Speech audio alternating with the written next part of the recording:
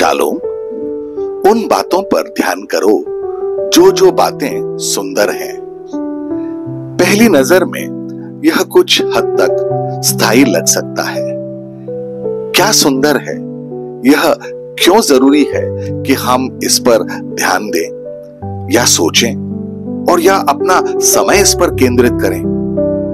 आध्यात्मिक को समझने के लिए प्रतिमान के दो पहलू हैं।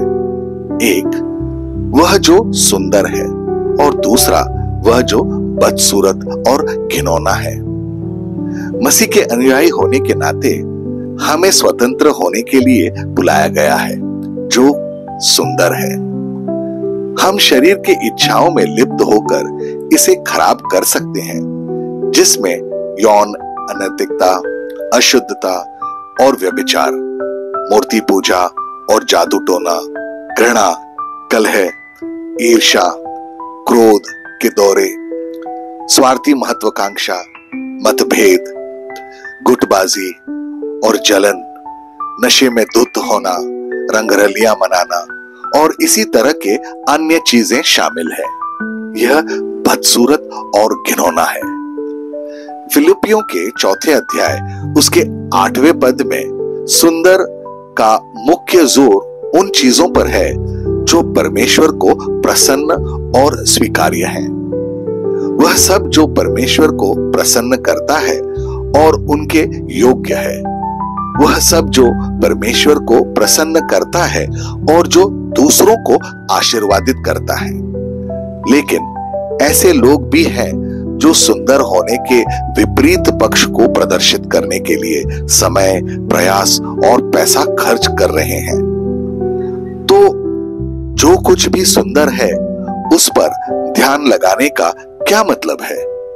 सुंदर का क्या अर्थ है? सुंदर के लिए अनुवादित यूनानी शब्द की कुछ अप्रत्याशित परिभाषाएं हैं। अनुकूल, मनभावन और स्वीकार्य। जब हम किसी चीज के बारे में सुंदर सोचते हैं तो हम शायद सबसे पहले किसी सुखद, किसी मनमोहक चीज के बारे में सोचते हैं। सुंदर ये शब्द का इस्तेमाल कोई गीत या कोई व्यंजन या कपड़े, असाधारण चीजों को व्यक्त करने के लिए एक विशेषण है। पौलुस द्वारा इस्तेमाल किए गए यूनानी शब्द के आधार पर इस अंश में सुंदर यह शब्द का कुछ ऐसा वर्णन करता है जो परमेश्वर को प्रसन्न करता है, कुछ ऐसा जो उनके योग्य है। इसका मतलब यह नहीं है कि हमें भौतिक जीवन के कई सुंदर पहलुओं को सराहना नहीं करनी चाहिए, हमें करनी चाहिए। लेकिन फिलिपियों का 4 अध्याय उसका 8वां पद में सुंदर का मुख्य जोर उन चीजों पर है जो परमेश्वर को प्रसन्न और स्वीकार्य है। हम भजन संहिता 133 उसके पहले पद को देखते हैं। देखो, यह क्या ही भली और मनोहर बात है कि भाई लोग आपस में मिले रहे।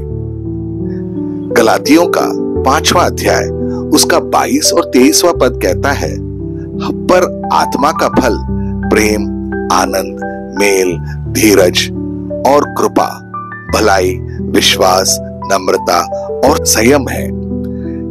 ऐसे ऐसे कामों के विरोध में कोई भी व्यवस्था नहीं है।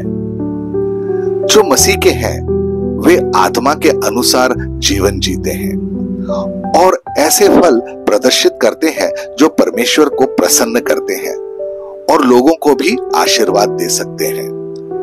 प्रेरित पौलुस हमें उन बातों पर ध्यान केंद्रित करने के लिए कह रहा है जो अपवाद से अधिक नियम है।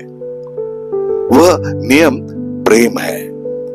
संसार में ऐसी भी चीजें हैं जिन्हें प्यारा कहा जाता है, परंतु परमेश्वर का वचन कहता है संसार से मित्रता परमेश्वर से शत्रुता है। और मसीह के अनुयायियों का संसार द्वारा प्रदर्शित कर हर चीज से बचना चाहिए, चाहे वे उसे कितना भी प्यारा क्यों ना कहें, क्योंकि यह परमेश्वर की नजर में जो प्यारा है उसके ठीक विपरीत है। जो चीजें परमेश्वर को प्रसन्न करती हैं वे है पवित्रता, एक नम्र और शांत आत्मा, अपने परिवारों से प्रेम करना और उनके आदर करना, जिस प्रकार हमारी कलीसिया है। परमेश्वर के वचन का पालन करना, धन्य वचन में वर्णित मसीह के गुणों को अपनाना और अपने अंदर स्थापित करना है। क्या हम कह सकते हैं कि यीशु हमारे लिए सबसे अधिक ग्रहण करने लायक है? क्या हम यीशु के बारे में यह कह सकते हैं, मुझे यीशु में एक मित्र मिला है, वह मेरे लिए सब कुछ है, वह मेरी आत्मा के लिए 10,000 में से सबसे सुंदर है। आइए प्रार्थना करें। प्रिय प्रभु यीशु, आप सर्वथा योग्य हैं, सर्वथा प्यारे हैं। हाँ प्रभु, आप ही मेरे लिए सब कुछ हैं।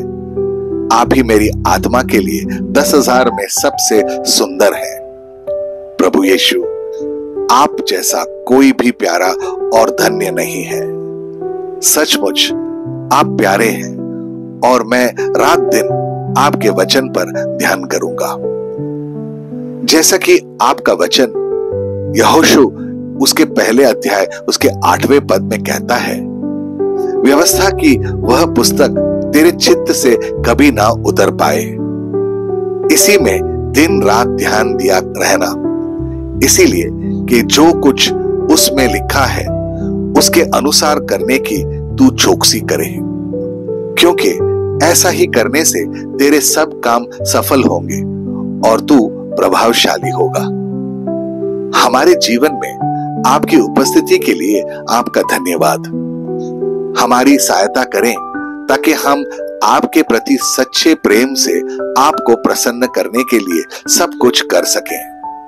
आज सुबह आपके साथ बिताए इस समय के लिए यीशु आपका धन्यवाद। यीशु, महिमा और स्तुति आप ही की हो, अभी और हमेशा के लिए। आपके शक्तिशाली और अनमोल नाम में हम ये प्रार्थना करते हैं। आमीन और आमीन। अपनी दिन की शुरुआत प्रभु यीशु से करें। सब्सक्राइब कीजिए, नोटिफिकेशंस ऑन रखिए और ये दैनिक भक्ति आपको रोज मिलेगी। धन्यवाद।